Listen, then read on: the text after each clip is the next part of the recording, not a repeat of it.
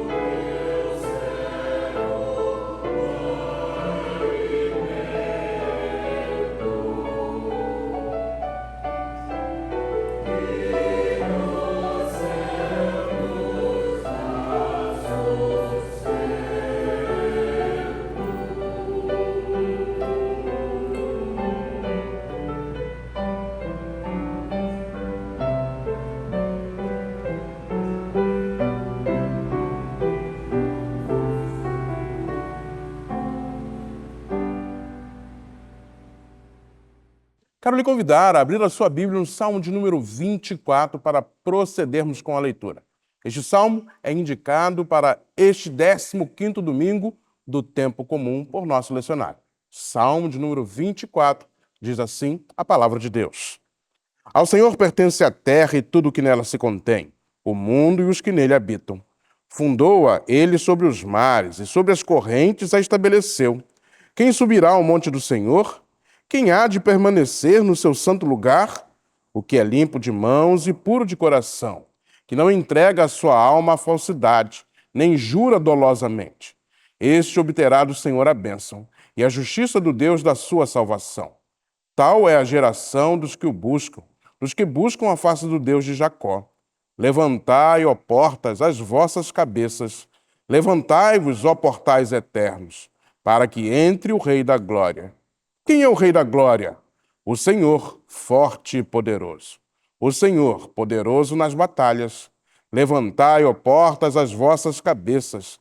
Levantai-vos, ó portais eternos, para que entre o Rei da Glória. Quem é esse Rei da Glória? O Senhor dos Exércitos. Ele é o Rei da Glória. Bendito seja o Senhor por sua palavra. O salmo que nós acabamos de ler nos chama a entender que o Rei da Glória, o nosso Deus, é um Deus puro. Ele vai dizer que aquele que é limpo e puro de coração, esse obterá de Deus o seu favor. E graças a ele, nós somos justificados por Jesus Cristo, nosso Salvador. E mesmo assim, sendo pecadores, nós temos a alegria de saber que recebemos perdão. Eu quero lhe convidar a curvar a sua cabeça, a fechar os seus olhos, confessar os seus pecados ao Senhor e pedir perdão neste momento, confiados na graça e no amor do nosso Deus.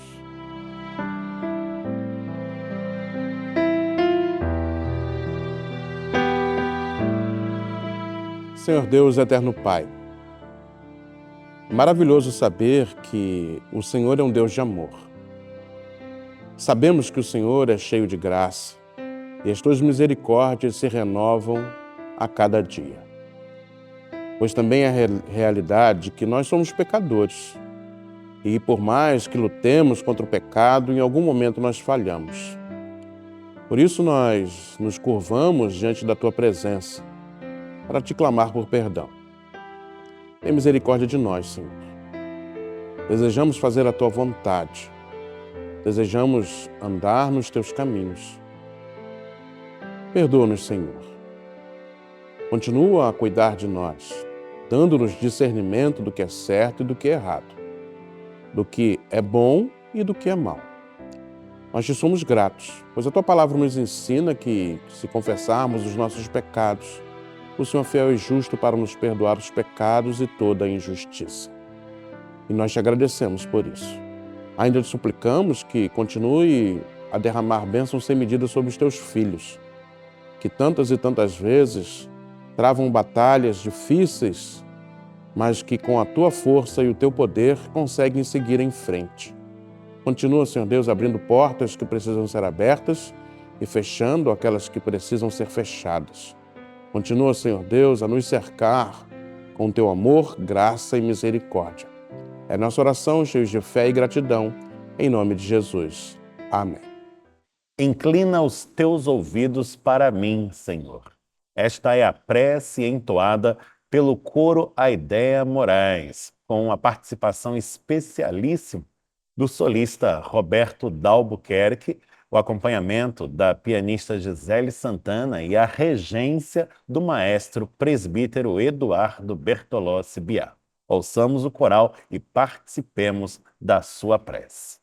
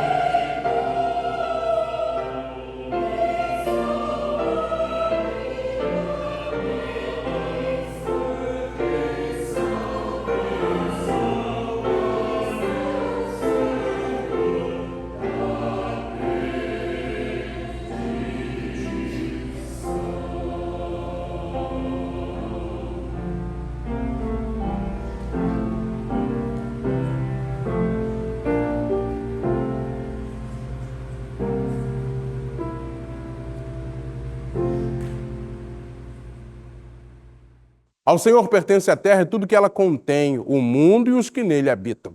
E nós temos a certeza de que esta verdade bíblica tem se cumprido nas nossas vidas. Ele é dono de todas as coisas e tem nos abençoado sobremaneira. Tem nos dado tudo o que precisamos para sermos felizes. E é maravilhoso saber disso. É um privilégio entender que o Senhor tem movido o seu poderoso braço para cuidar de nós. Sentimos o nosso coração compungido e queremos nos envolver no reino de Deus. Por isso trazemos dízimos e ofertas. Você está vendo aí na sua tela como você pode participar desta forma. Você pode depositar, você pode fazer o seu Pix e também a sua transferência, tudo de forma segura e assim abençoar a causa do Evangelho. Nós fazemos isso porque sabemos que Deus tem cuidado de nós em todo o tempo. Eu quero lhe convidar a fechar os seus olhos para orarmos juntos, consagrando dízimos e ofertas, dizimistas e ofertantes. Bendito Deus, eterno Pai, nós te agradecemos por tudo que és. O Senhor é dono da terra e dono de tudo. E tem nos abençoado e tem cuidado de nós. O seu poderoso braço tem agido em nosso favor. E quando o Senhor age, ninguém pode impedir. Te agradecemos porque o nosso coração no Senhor encontra segurança, encontra paz. Vivemos num mundo caótico onde há incertezas mil. Mas o nosso coração está tranquilo, pois o Senhor é quem cuida de nós. Te agradecemos por tudo. Te consagramos dízimos e ofertas, dizimistas e ofertantes. Fazemos isso em nome de Cristo, nosso Senhor. Amém. Eu convido você, se tiver uma Bíblia consigo, a abri-la comigo. Estamos abrindo juntos no Novo Testamento, no Evangelho de Lucas, no capítulo de número 10. Se você tem uma Bíblia consigo, usufrua agora deste privilégio, que é termos a palavra de Deus em nossas mãos, com tempo e liberdade para manuseá-la, para ler aquilo que ela nos diz e para refletirmos juntos na sua poderosa mensagem. Nós estamos abrindo juntos no Evangelho de Lucas. Lucas é o terceiro livro do Novo Testamento, é fácil de encontrar. Estamos abrindo em Lucas, no capítulo 10. E a nossa leitura se estenderá do versículo 25 ao 37. Estamos em Lucas, no capítulo 10, lendo o trecho que vai do versículo 25 ao 37, palavra que diz assim: E eis que certo homem, intérprete da lei, se levantou com o intuito de pôr Jesus à prova e disse-lhe: Mestre, que farei para herdar a vida eterna? Então Jesus lhe perguntou: Que está escrito na lei? Como interpretas? A isto ele respondeu: Amarás o Senhor teu Deus de todo o teu coração, de toda a tua alma, de todas as tuas forças e de todo o teu entendimento, e amarás o teu próximo como a ti mesmo. Então Jesus lhe disse: Respondeste corretamente, faze isto e viverás. Ele, porém, querendo justificar-se, perguntou a Jesus: Quem é o meu próximo? Jesus prosseguiu dizendo: Certo homem descia de Jerusalém para Jericó e veio a cair em mãos de salteadores, os quais, depois de tudo lhe roubarem e lhe causarem muitos ferimentos, retiraram-se, deixando-o semi-morto. Casualmente, descia um sacerdote por aquele mesmo caminho e, vendo-o, passou de largo. Semelhantemente, um levita descia por aquele lugar e, vendo-o, também passou de largo. Certo samaritano, que seguia o seu caminho, passou-lhe perto e, vendo-o, compadeceu-se dele. E, chegando-se, pensou-lhe os ferimentos, aplicando-lhes óleo e vinho, e, colocando-o sobre o seu próprio animal, levou-o para uma hospedaria e tratou dele. No dia seguinte, tirou 2 denários e os entregou ao hospedeiro, dizendo: Cuida deste homem, e se alguma coisa gastares a mais, eu te indenizarei quando voltar. Qual destes 3 te parece ter sido próximo do homem que caiu nas mãos dos salteadores? Respondeu-lhe o intérprete da lei: O que usou de misericórdia para com ele. Então lhe disse: Vai e procede tu de igual modo. Bendito seja o Senhor pela sua santa palavra. Amém. A página que acabamos de ler é uma das mais céleres de todo o Novo Testamento. Esta célebre passagem, a parábola do bom samaritano, é conhecida não apenas dentro dos círculos cristãos, mas até mesmo fora deles e largamente. Aliás, a própria figura do samaritano se tornou, no nosso imaginário, a figura de uma pessoa boa, de uma pessoa caridosa, de uma pessoa de virtude. Tudo isto por conta deste relato lucano, que é, por certo, tão precioso e com seu valor intrínseco faz justificar-se toda esta reverberação no curso da história e de nossas tradições. O texto que lemos começa contando-nos acerca de um episódio vivido por Jesus enquanto mestre, enquanto pregador. Episódio este em que o nosso bom Senhor é abordado por um intérprete da lei. É assim que o texto nos identifica esta figura.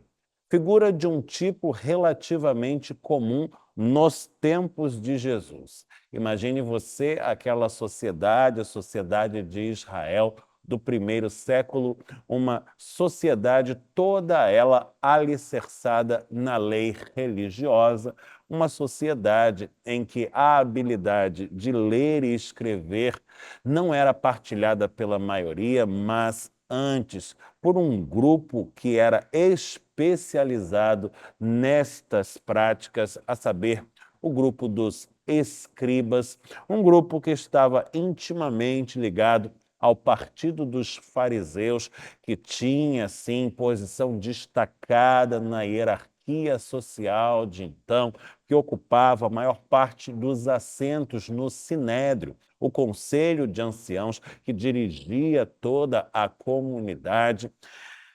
É justamente uma figura deste feitio, um intérprete da lei, alguém hábil na sua leitura, um especialista, portanto, em questões de fé, que aborda Jesus, mas não com o intuito de aprender algo com ele, e sim de armar-lhe uma cilada.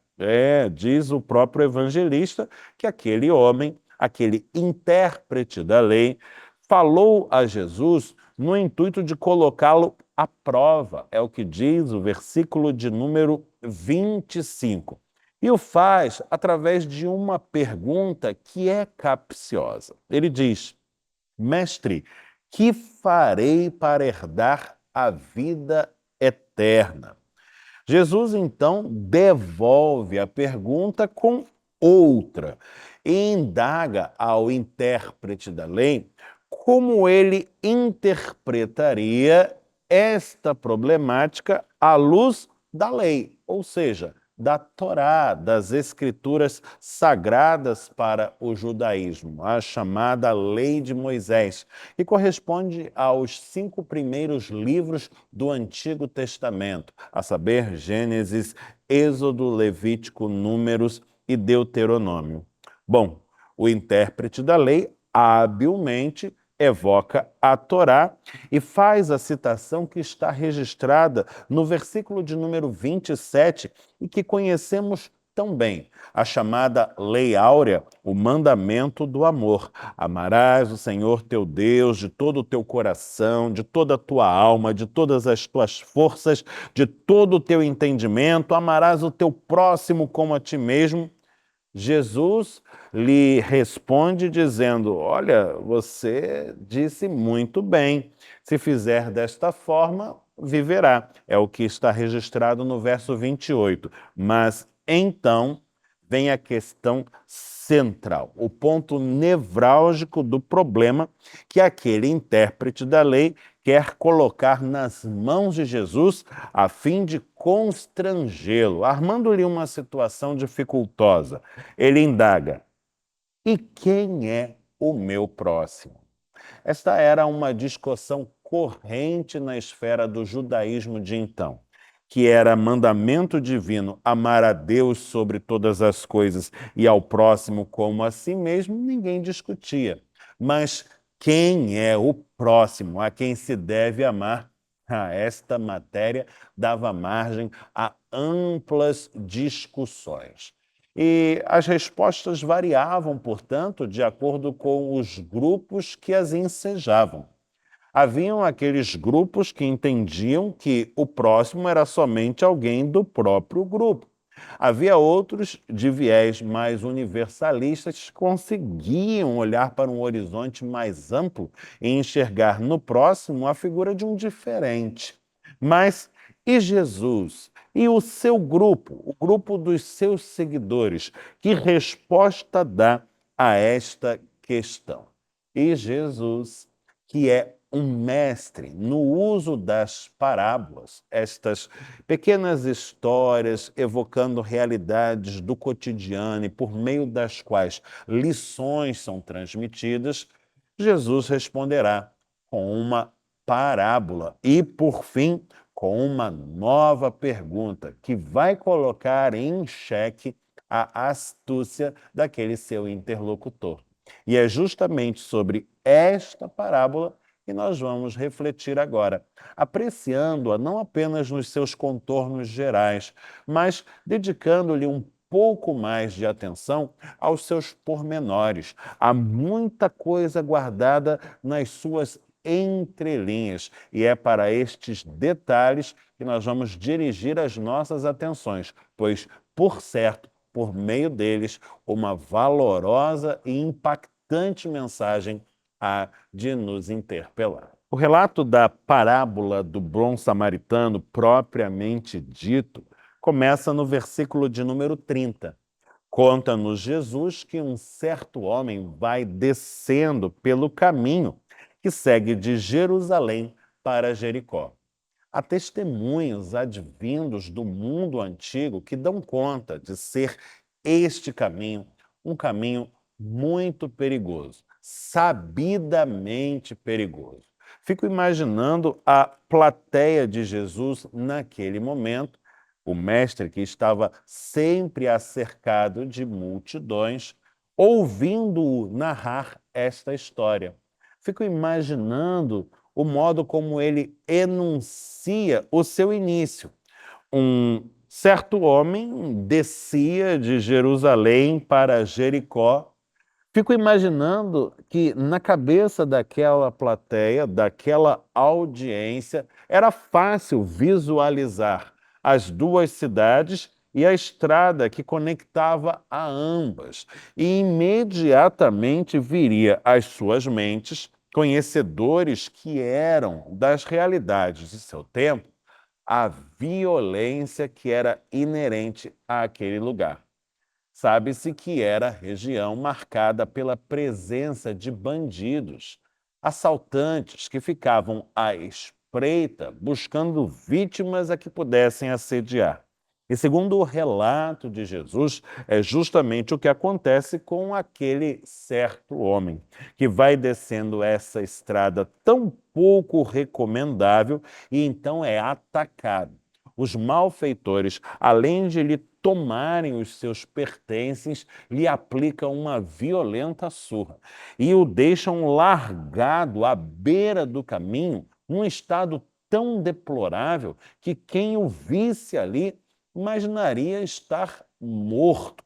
Diz o texto que foi deixado semi-morto ou quase morto, dada a severidade do espancamento que lhe fora infligido ali, à beira do caminho. Há um certo especialista em estudos do Novo Testamento chamado Joachim Jeremias, de escola crítica e alemã, que diz ser este texto um texto em que reconhecemos com certa clareza traços da anedota. Ele nos sugere que Jesus está contando uma historieta que, em seus contornos gerais, já seria reconhecível à sua audiência de então. Uma historieta em que o fato trágico é narrado logo no início e agora vamos observar a conduta das personagens que entrarão em cena. E essas condutas serão, a princípio, reprováveis, mas, por fim, aparecerá uma personagem que terá uma conduta aprovável. E neste processo de contação da anedota, as figuras a serem reprovadas seriam justamente aquelas ligadas a grupos sociais que o narrador deseja ridicularizar, deseja constranger. A figura gloriosa, por fim, seria aquela a que o narrador deseja exaltar, colocar em evidência de forma positiva. A única questão é: quem serão as figuras que entrarão em cena? A primeira figura a aparecer é aquela apontada pelo versículo 31, que diz que casualmente descia por ali, por aquele mesmo caminho, um sacerdote. Um sacerdote é um representante legítimo da religião oficial. É, por certo, uma figura de prestígio numa sociedade toda ela estruturada sobre a religião.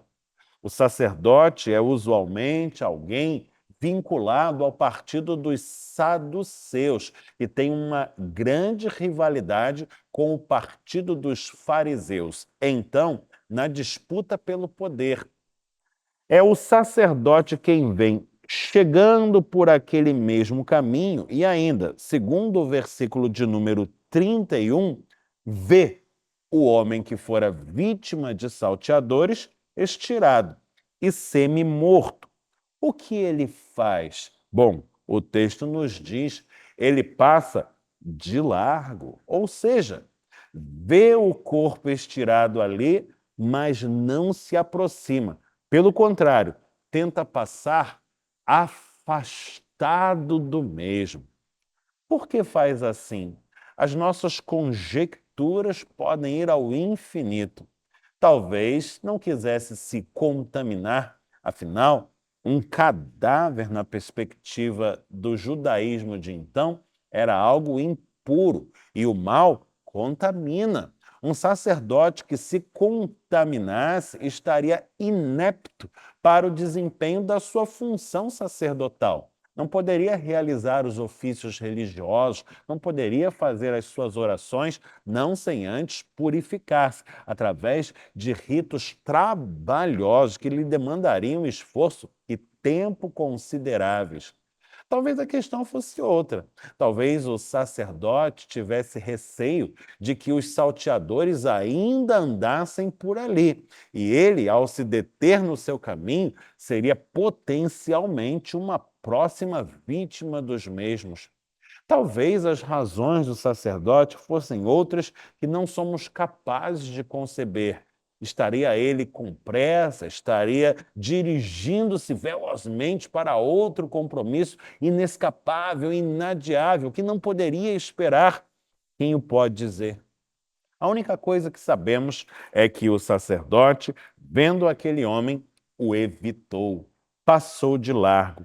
E é então que uma segunda personagem é introduzida na narrativa, e ela é apontada no versículo 32, a figura de um levita.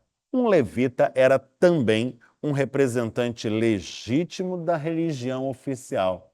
Eles atuavam como auxiliares dos sacerdotes nos ofícios religiosos.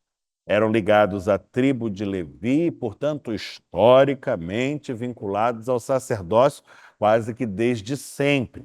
E o levita assume uma conduta análoga à daquela personagem que lhe antecedeu.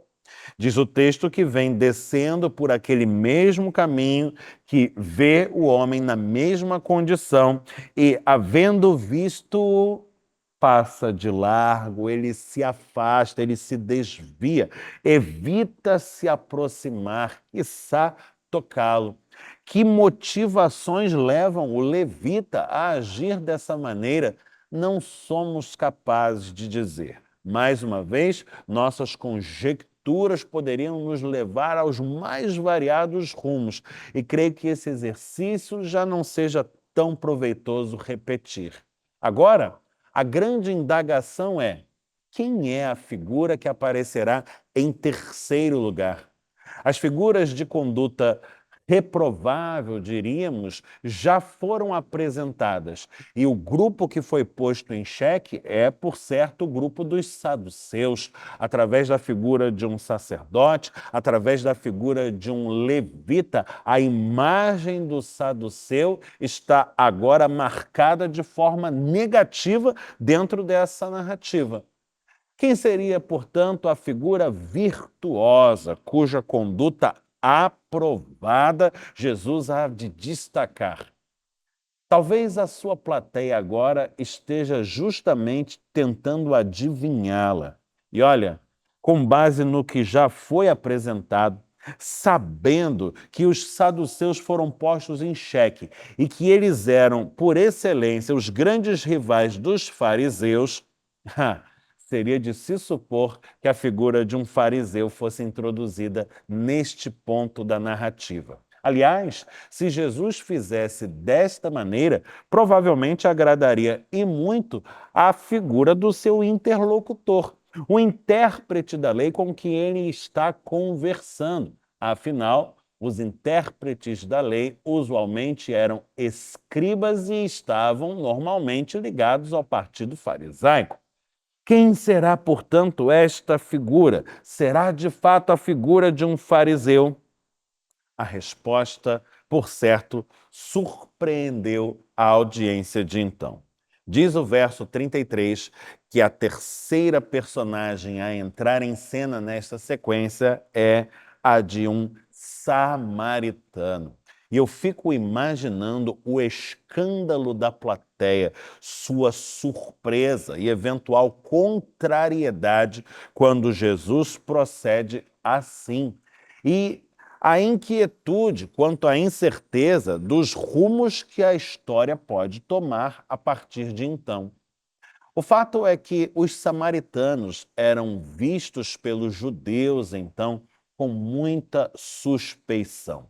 Havia uma rivalidade muito antiga entre estes dois grupos, o grupo dos judeus e o grupo dos samaritanos, que vinha desde 8 séculos antes de Cristo, quando a região da Samaria fora arrasada pelos assírios, quando a sua população fora deportada e grande miscigenação ocorrera desde então, não apenas de caráter étnico, mas também religioso, através de práticas sincréticas que eram vistas de forma negativa pela população do sul.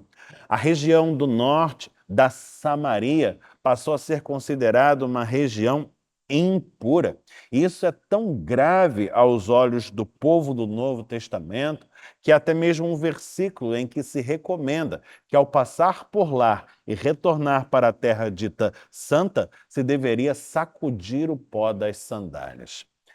É a figura de um samaritano, alguém de virtudes tão improváveis, dir-se-ia, que entra em cena agora. E diz o verso 33 que aquele samaritano que seguia o seu caminho e passava justamente por aquele mesmo local, vendo a figura do homem deixado semi-morto à beira da estrada, se aproxima dele. Como conduz-se de forma diversa em relação aos seus antecessores. Ele passa perto e faz questão de fazê-lo, pois o seu ato é deliberado. E ao aproximar-se, diz o texto, compadeceu-se dele. Esta é uma palavra linda. Compadecer-se significa padecer com, significa experimentar em si a dor que é do outro. Mas isto, segundo o texto nos dá a entender, não se processa apenas no âmbito dos seus sentimentos, dos seus afetos. Não é mera sensação. Diz o texto que se converte em ação na medida em que, segundo o verso 34, o samaritano pensou-lhe os ferimentos, aplicou-lhes óleo e vinho, que seriam os elementos empregados então naquela cultura a fim de tratar as feridas. Colocou-o sobre o seu próprio animal, a sua montaria, o seu meio de transporte. Levou-o para uma hospedaria, tirou-o daquele lugar onde estava tão vulnerável e sujeito a toda sorte de males e conduziu a um lugar onde fosse devidamente acomodado. Tratou dele, diz ainda o mesmo versículo. E se ele tivesse interrompido as suas ações por aqui, sua figura aos nossos olhos já seria deveras admirável. O que ele fez já é mais que aprovável, é louvável. No entanto, a sua conduta não se encerra aqui. O texto no versículo 35 nos diz que ele vai além, pois as suas ações prosseguem no dia seguinte, quando tira 2 denários, e você precisa saber que 2 denários é o equivalente ao trabalho e ao soldo de um trabalhador ordinário após 2 jornadas completas. Seria necessário trabalhar e guardar o dinheiro por 2 dias de serviço para dispor de 2 denários. Ou seja, trata-se de uma quantia, de uma importância de valor considerável. E este homem retira 2 denários de seus próprios recursos, entrega-os ao hospedeiro e diz a ele: cuide deste homem. Se alguma coisa gastares a mais, eu te indenizarei quando voltar. Note ainda algo que é de fato digno de nota. Nós não sabemos praticamente nada acerca do homem que foi vítima dos salteadores. Nós não sabemos se era um homem piedoso ou ímpio. Não sabemos se era um homem de virtudes ou vícios. Não sabemos se era um homem bom ou um homem mau. Se era alguém caridoso ou egoísta. Talvez fosse ele mesmo uma pessoa perversa e cruel. Talvez fosse ele mesmo um salteador. Quem o pode dizer? Aquele samaritano tampouco sabe qualquer coisa acerca do homem a quem assistiu. Tudo o que sabe é que trata-se de um homem e para ele não é necessário mais nada. Afinal, estar diante de um homem é estar diante de uma criatura a quem Deus criou. E, diferente do modo como agiu com todas as demais, uma criatura é quem Deus criou segundo a sua própria imagem e semelhança.